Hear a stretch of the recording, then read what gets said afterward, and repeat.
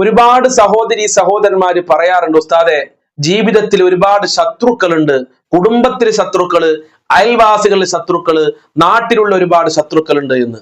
അതുകൊണ്ട് ഇന്നത്തെ മജ്‌ലിസിലൂടെ ശത്രു സംഹാര ദിക്ർ നമ്മൾക്ക് പഠിക്കാം, ശത്രു സംഹാര പ്രാർത്ഥന നമ്മൾക്ക് പഠിക്കാം. ഇത് പറയുമ്പോ പല ആളുകളും ചിലപ്പോൾ തെറ്റിദ്ധരിക്കും, ശത്രുക്കളെ ഇല്ലാതാക്കാനുള്ള ദിക്റാണോ എന്ന്.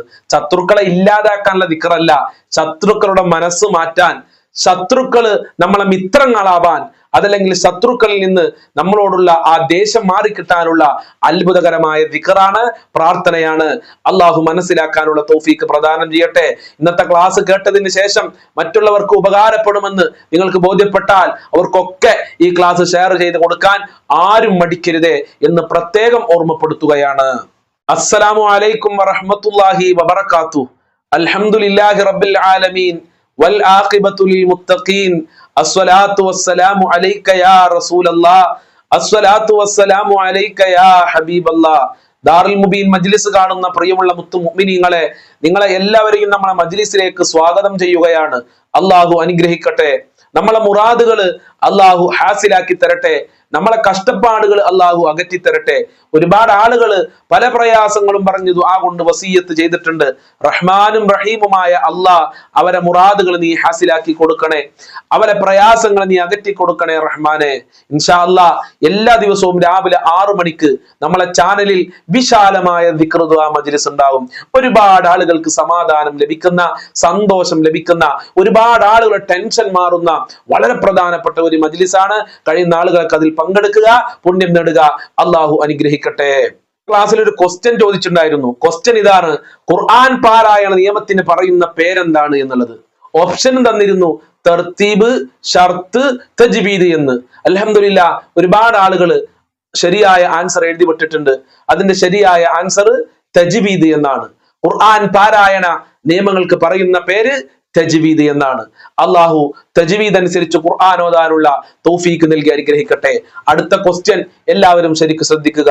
പരിശുദ്ധ ഖുർആനിൽ ഒരുപാട് നബിമാരുടെ പേര് പരാമർശിച്ചിട്ടുണ്ട്. എന്നാൽ ഖുർആനിൽ കൂടുതലായി ഏത് നബിയുടെ പേരാണ് പരാമർശിച്ചിട്ടുള്ളത്? ശരിക്കും ശ്രദ്ധിക്കുക. ഖുർആനിൽ ഏത് നബിയുടെ പേരാണ് കൂടുതലായി അള്ളാഹു പറഞ്ഞിട്ടുള്ളത്? അള്ളാഹു മനസ്സിലാക്കാനുള്ള തൗഫീക്ക് നൽകട്ടെ. എന്റെ പ്രിയമുള്ളവരെ, ഇന്നത്തെ ക്ലാസ്സിലൂടെ നമ്മൾ 2 കാര്യങ്ങളാണ് പഠിക്കുന്നത്.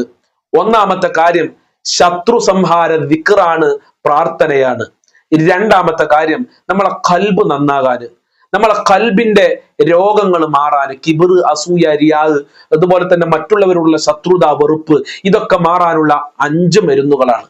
അള്ളാഹു തൗഫീക്ക് പ്രദാനം ചെയ്യട്ടെ. ശത്രു സംഹാര ദിക്ർ എന്ന് കേൾക്കുമ്പോ, ശത്രു സംഹാര പ്രാർത്ഥന എന്ന് കേൾക്കുമ്പോ പല ആളുകളും തെറ്റിദ്ധരിക്കുന്നുണ്ടാവും. ഇതിപ്പോ എന്താ, ശത്രുക്കളെ ഇല്ലാതാക്കാനുള്ളതാണോ? ശത്രുക്കളെ നശിപ്പിച്ചു കളയാനല്ല ദിക്റാണോ, പ്രാർത്ഥനയാണ് എന്ന് പല ആളുകളും തെറ്റിദ്ധരിച്ചിട്ടുണ്ടാവും. യഥാർത്ഥത്തിൽ അതല്ല. ശത്രു സംഹാര ദിക്ർ എന്ന് പറഞ്ഞാൽ, ശത്രു സംഹാര പ്രാർത്ഥന എന്ന് പറഞ്ഞതുകൊണ്ട് ഞാൻ ഉദ്ദേശിക്കുന്നത് ശത്രുക്കളെ മനസ്സ് നന്നാക്കുക, അതല്ലെങ്കിൽ ശത്രുക്കളിൽ നിന്ന് നമ്മളോടുള്ള വെറുപ്പ് ഇല്ലാതെയാക്കുക, ശത്രുക്കൾ ശത്രുത മാറി മിത്രങ്ങളായി മാറാനുള്ള വളരെ പ്രധാനപ്പെട്ട പ്രാർത്ഥന, വളരെ പ്രധാനപ്പെട്ട ദിക്ർ. ശത്രു ഭയം ഇല്ലാതെയാകാൻ മഹാന്മാര് പഠിപ്പിച്ച ദിക്റാണിത്. നൂറുൽ അബ്സാർ എന്ന് പറയുന്ന കിതാബിൽ ഈ ദിക്ർ, ഈ പ്രാർത്ഥന രേഖപ്പെടുത്തിയിട്ടുണ്ട്. ഏതാണ് ആ പ്രാർത്ഥന? എല്ലാവരും സ്ക്രീനിലേക്ക് നോക്കുക. അല്ലാഹുമ്മ ഇന്നാ നജ്അലുക ഫീ നുഹൂരിഹിം വനഊദു ബിക മിൻ ശുറൂരിഹിം. ഒന്നുകൂടെ ചൊല്ലിത്തരാം. അല്ലാഹുമ്മ ഇന്നാ നജ്അലുക ഫീ നുഹൂരിഹിം വനഊദു ബിക മിൻ ശുറൂരിഹിം. സ്ക്രീൻഷോട്ട് എടുത്ത് വെക്കുക, അതല്ലെങ്കിൽ എഴുതി വെക്കുക. ഒന്നും കൂടെ സ്ക്രീനിലേക്ക് നോക്കിക്കോളീ. അല്ലാഹുമ്മ ഇന്നാ നജ്അലുക ഫീ നുഹൂരിഹിം വനഊദു ബിക മിൻ ശുറൂരിഹിം. ഇതൊരു 3 പ്രാവശ്യം ദുആ ചെയ്യുമ്പോൾ പ്രാർത്ഥിക്കുക. ഇതൊരു ദിക്റാണ്, ഒരു പ്രാർത്ഥനയാണ്. എത്ര പ്രാവശ്യമെന്ന് നൂറുൽ അബ്സാർ എന്ന് പറയുന്ന കിതാബിൽ എഴുതി കാണുന്നില്ല. അപ്പൊ അതുകൊണ്ട് നിങ്ങൾക്ക് കഴിയുന്ന അത്ര ചൊല്ലുക. ഒരു 3 വട്ടോ, ഒരു 10 വട്ടോ, ഒരു 11 വട്ടമൊക്കെ പ്രാർത്ഥിക്കുമ്പോൾ ഈ പ്രാർത്ഥന ഉൾപ്പെടുത്തുക. അല്ലാഹുമ്മ ഇന്നാ നജ്അലുക ഫീ നുഹൂരിഹിം വനഊദു ബിക മിൻ ശുറൂരിഹിം. അല്ലെങ്കിൽ മറ്റൊരു പ്രാർത്ഥന കൂടെ മഹാനവറുകൾ അവിടെ കൊണ്ടുവരുന്നുണ്ട്. ആ പ്രാർത്ഥന ഏതാണ്? അല്ലാഹുമ്മ ക്ഫിനാ ബിമാ ശിഅത വ കൈഫ ശിഅത ഇന്നക അലാ കുല്ലി ശൈഇൻ ഖദീർ. ഇങ്ങനെ നേരത്തെ പറഞ്ഞ പ്രാർത്ഥന അല്ലെങ്കിൽ മറ്റൊരു പ്രാർത്ഥന അതേതാ? അല്ലാഹുമ്മ ക്ഫിനാ ബിമാ ശിഅത വ കൈഫ ശിഅത ഇന്നക അലാ കുല്ലി ശൈഇൻ ഖദീർ. അല്ലാഹുമ്മ ക്ഫിനാ ബിമാ ശിഅത വ കൈഫ ശിഅത ഇന്നക അലാ കുല്ലി ശൈഇൻ ഖദീർ. ഈ രണ്ട് പ്രാർത്ഥനയിൽ ഏതെങ്കിലും ഒരു പ്രാർത്ഥന സെലക്ട് ചെയ്തുകൊണ്ട് ജീവിതത്തിൽ ഉപയോഗപ്പെടുത്തുക. ശത്രുക്കളിൽ നിന്ന് രക്ഷപ്പെടാൻ കഴിയുമെന്നുള്ളതാണ്. ശത്രുക്കളെ ഭയപ്പെടാതെ ജീവിക്കാൻ കഴിയും. എത്ര വലിയ ശക്തിയുള്ള ശത്രുവാണെങ്കിലും എത്ര വലിയ സ്വാധീനമുള്ള ശത്രുവാണെങ്കിലും അവരെ നമ്മൾ ഭയക്കേണ്ടതില്ല. ഈ പ്രാർത്ഥന നമ്മൾക്ക് കാവലുണ്ടാവും. അള്ളാഹുവിനോടാണല്ലോ നമ്മൾ പ്രാർത്ഥിക്കുന്നത്, അള്ളാഹുവിനോട് സഹായം ചോദിക്കാണ്. അപ്പൊ അള്ളാഹുവിന്റെ പ്രത്യേക കാവല് നമ്മൾക്കുണ്ടാകും. അതുപോലെ തന്നെ ശത്രു നിന്റെ കാലിൽ വന്ന് വീഴും എന്ന് പറഞ്ഞാൽ ശത്രു നിന്റെ മിത്രനായി മാറും. ശത്രു നിന്നെ സ്നേഹിക്കും. അവന്റെ ശത്രുത അവന്റെ ഹൃദയത്തിൽ നിന്ന് ഇല്ലാതെയാകും. ഒരു കാര്യം പ്രത്യേകം ഓർമ്മപ്പെടുത്താനുള്ളത്, ശത്രു മരിച്ചു പോകണം, ശത്രു പറ്റേ നശിച്ചു പോകണം, ശത്രു ദുരിതം പിടിച്ച് ജീവിക്കണം എന്ന് വിചാരിച്ചിട്ട് ആരും ഈ ദിക്ർ ചെല്ലണ്ട. അങ്ങനെ ഒരു നല്ല മനുഷ്യൻ ചിന്തിക്കാനും പറ്റൂല. പ്രത്യേകം ശ്രദ്ധിക്കുക. ഇത് ശത്രുവിന്റെ മനസ്സ് നന്നാക്കാൻ വേണ്ടിയുള്ള പ്രാർത്ഥനയാണ്. അതല്ലെങ്കിൽ അവന്റെ ശത്രുത അവന്റെ ഹൃദയത്തിൽ നിന്നില്ലാതെയാകാനുള്ള പ്രാർത്ഥനയാണ്. അവന്റെ ഷർറ് നമ്മളെ ജീവിതത്തിൽ ഏൽക്കാതിരിക്കാനുള്ള പ്രാർത്ഥനയാണ്. അല്ലാതെ ശത്രു മരിച്ചു പോകാനോ ശത്രു നശിച്ചു പണ്ടാരം പിടിക്കാനുള്ള പ്രാർത്ഥനയാണെന്ന് ആരും തെറ്റിദ്ധരിക്കുകയും വേണ്ട, ആരും അങ്ങനെ ചൊല്ലും വേണ്ട എന്ന് പ്രത്യേകം ഓർമ്മപ്പെടുത്താൻ അങ്ങനെ ചിന്തിക്കാനും പറ്റൂല. അള്ളാഹുവിന്റെ റസൂലിനെ എത്ര ആളുകൾ ആക്രമിച്ചിട്ടുണ്ട്.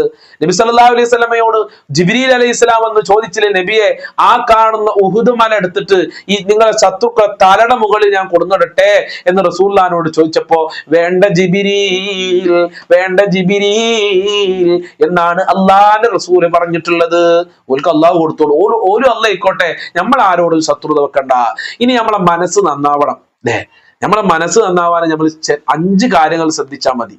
എന്നാൽ നമുക്ക് ആരോടും ശത്രുത ഉണ്ടാവൂല, ആരോടും വെറുപ്പുണ്ടാവില്ല. നമ്മൾ എന്തിനാണ് കൂട്ടരെ ഒരാളോട് ശത്രുത വെച്ച് ജീവിക്കുന്നത്, ഒരാളോട് വെറുപ്പ് വെച്ച് ജീവിക്കുന്നത്? നാളെ നമ്മൾ മരിക്കാനുള്ളതല്ലേ, നമ്മളെ മണ്ണിൽ കൊണ്ടുപോയി വെക്കാനല്ലേ. ആരെയാണ് ഇവിടെ സ്വർണത്തിന്റെ കബറിൽ കൊണ്ടുപോയ വെക്കല്? ഏത് മുതലാളിയും പാമരനും തൊഴിലാളിയും മന്ത്രിയും തന്ത്രിയും മരിച്ചാലും പച്ച മണ്ണിൽ കൊണ്ടുപോയി വെക്കാല്ല. പച്ച മണ്ണുകളാണ് നമ്മൾ, മണ്ണിൽ നിന്ന് സൃഷ്ടിക്കപ്പെട്ടവരാണ് നമ്മൾ, ഒന്നിനും കഴിയാത്തവരാണ് നമ്മൾ. എല്ലാറ്റിനും കഴിവുള്ളവൻ അള്ളയാണ്. ആ അള്ളാന്റെ സൃഷ്ടികളാണ് ഞാനും നിങ്ങളും. എന്തിനാണ് നമ്മൾ ശത്രുത വെക്കുന്നത്, ഒരാൾ ആക്രമിക്കുന്നത്? ഞാൻ ആരാധിക്കുന്നത് അള്ളാഹുവിനെയാണ്, നിങ്ങൾ ആരാധിക്കുന്നത് അള്ളാഹുവിനെയാണ്. നിങ്ങൾ അള്ളാഹുവിന്റെ മുമ്പിൽ സുജൂദ് ചെയ്യുന്നു, ഞാനും അള്ളാഹുവിന്റെ മുമ്പിൽ സുജൂദ് ചെയ്യുന്നു.